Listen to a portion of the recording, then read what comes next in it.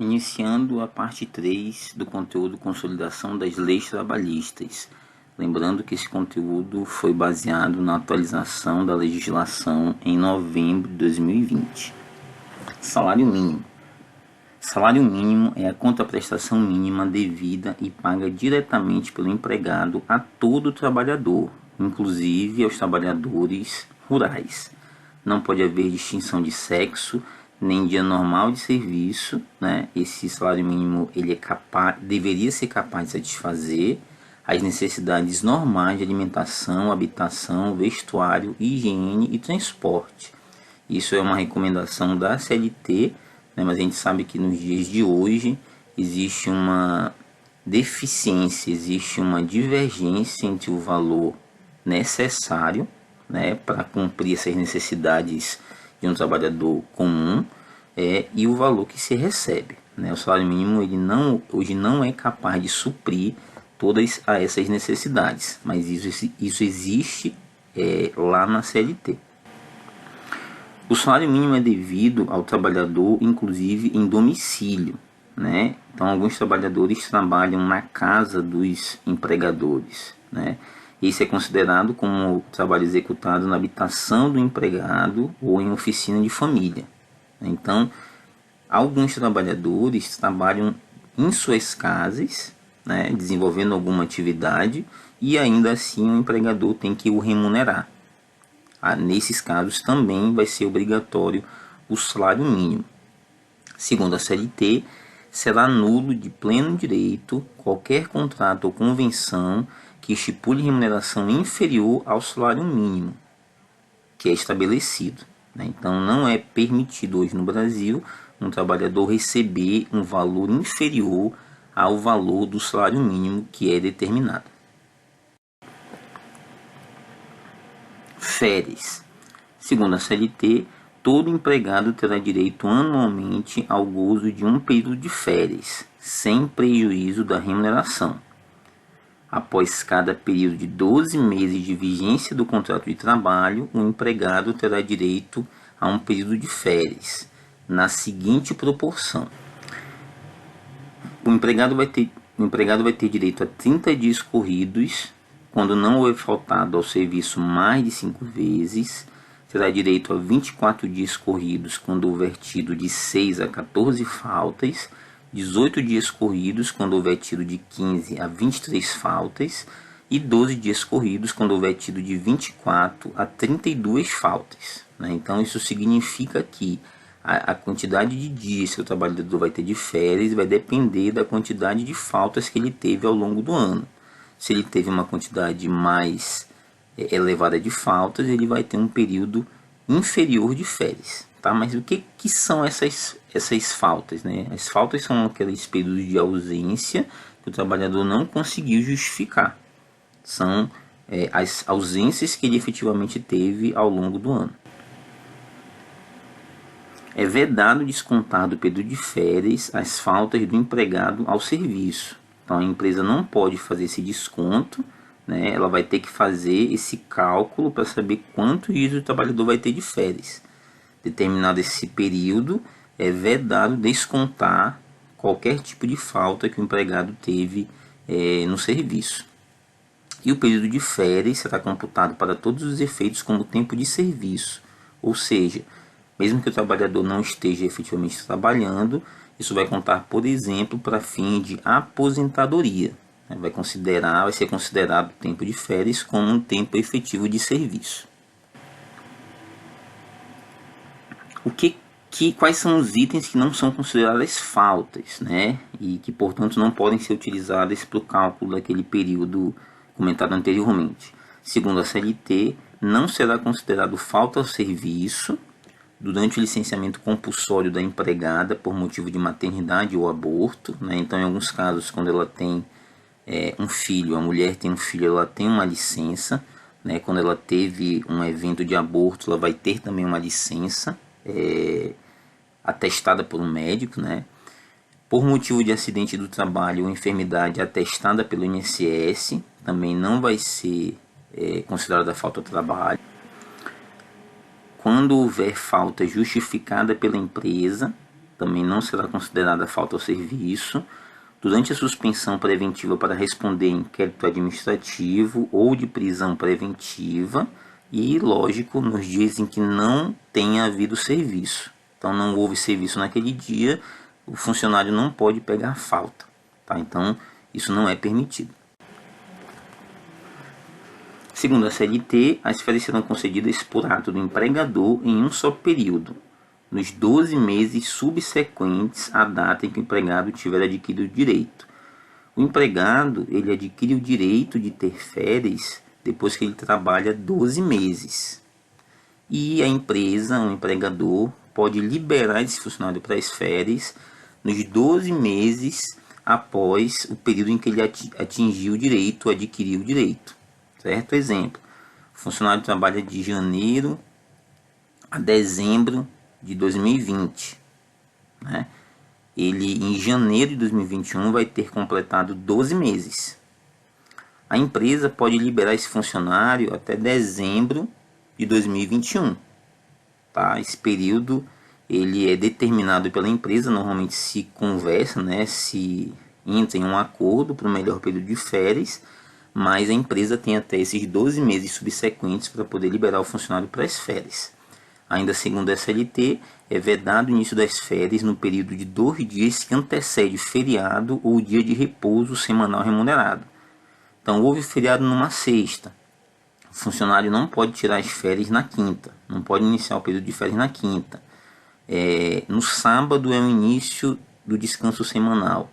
O funcionário também não pode iniciar o período de férias na sexta-feira, tem que ser sempre depois desse período. 3 dias antes do período ou feriado ou dia de repouso. Desde que haja concordância com o empregado, as férias poderão ser usufruídas em até 3 períodos, sendo que um deles não poderá ser inferior a 14 dias corridos. Os demais não poderão ser inferiores a 5 dias corridos cada um. Essa é uma mudança recente, né, que permitiu, né, havendo a concordância do empregado, que permite que ele tire 3 períodos de férias ao longo do ano. Então ele não vai tirar mais apenas um período. Ele pode tirar o primeiro de 14 e os outros completando os 30 dias, se for o caso. Então essa era uma mudança significativa na nova CLT, né, que alguns acham vantajosa, outros acham desvantajosa. O fato é que hoje é possível que o trabalhador tenha esses 3 períodos de férias e, se for cumprido esses períodos mínimos, não haveria nenhum problema. A concessão das férias será informada por escrito ao empregado com antecedência de no mínimo 30 dias. E dessa participação, dessa informação, é necessário que o empregado dê o recibo, né, que ele confirme que ele recebeu essa informação.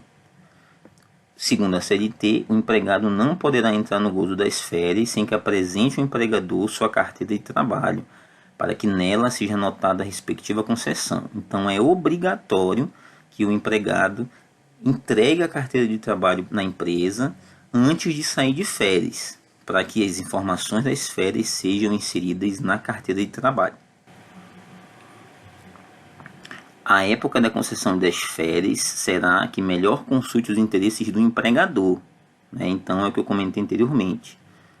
Mesmo que haja uma necessidade do funcionário, né, tem que haver a concordância do empregador. É o empregador que define. Normalmente nas empresas se faz essa negociação de forma antecipada, né? Às vezes tem alguém que quer tirar férias em janeiro, aí vai ser feito um cronograma com a equipe de trabalho para ver se aquele funcionário pode tirar as férias em janeiro. Temos que lembrar também que para um funcionário tirar férias é importante, é necessário que um outro assuma o seu lugar, né? Então, se eu vou entrar de férias e meu trabalho é numa linha de produção, para eu entrar de férias vai ter que ter um outro para me substituir. Pode ser que seja necessário que eu treine, que eu capacite esse outro funcionário. Por isso que essa concessão das férias tem que atender os interesses do empregador. Ainda segundo a CLT, Sempre que as férias forem concedidas após o prazo, o empregador pagará em dobro a respectiva remuneração. Então, o empregador não liberou o funcionário dentro do prazo máximo, a remuneração que ele vai receber vai ser dobrada. É uma compensação por ele não ter tirado férias. Segundo a CLT, durante as férias, o empregado não poderá prestar serviços a outro empregador, exceto se ele estiver obrigado a fazer essa prestação de serviço em virtude de um contrato de trabalho regularmente mantido, regularmente assinado. Mas na maioria dos casos, o empregado que ele tira férias, ele não pode assumir uma outra função em uma outra empresa, porque ele mantém ainda aquele contrato com o seu empregador original. Então, é proibido fazer esse tipo de serviço. Segundo a CLT, poderão ser concedidas férias coletivas a todos os empregados de uma empresa ou de determinado estabelecimento ou alguns setores dessa empresa. As férias coletivas normalmente acontecem quando uma empresa pretende ter um período para fazer, por exemplo, manutenção preventiva, para fazer limpeza das máquinas, para fazer reforma do seu ambiente e assim por diante. Então, normalmente, alguns setores ficam para fazer essas atividades e aqueles que não vão ser necessários tiram férias coletivas. Todo mundo sai no mesmo período para tirar férias. Os empregados contratados há menos de 12 meses gozarão na oportunidade de férias proporcionais. Então, aquele empregado que não completou os 12 meses, a empresa pode optar por liberar esse funcionário para tirar essas férias coletivas, mas aí ela vai exigir que esse funcionário tire férias proporcionais. Então, pode ser que ele não tire os 30 dias de férias completos. Vai ser um cálculo a partir do tempo que ele cumpriu o trabalho. Segundo a CLT, o empregado perceberá durante as férias a remuneração que lhe for devida na data da sua concessão.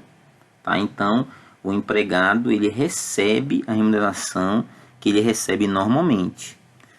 E é facultado ao empregado converter 1/3 do período de férias a que ele tiver direito em um abono pecuniário, no valor da remuneração que lhe seria devida nos dias correspondentes.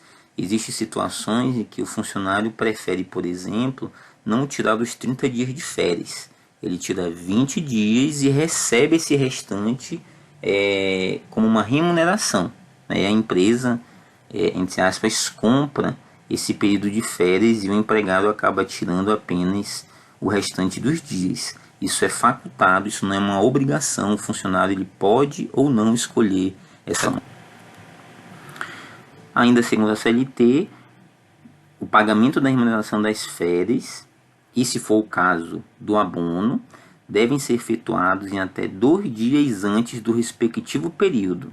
Então, todos os valores que o trabalhador tem direito têm que ser pagos ao funcionário até 2 dias antes do período em que ele inicia as férias dele. Né? Então, não pode, depois eu vou pagar o funcionário, tem que ser feito isso antes. E na cessação do contrato de trabalho, qualquer que seja a causa, será devida ao empregado a remuneração simples ou em dobro, conforme o caso, correspondente ao período de férias cujo direito tem adquirido. Então, quando o contrato foi encerrado e o empregado não tirou o período de férias, ele tem que ser compensado.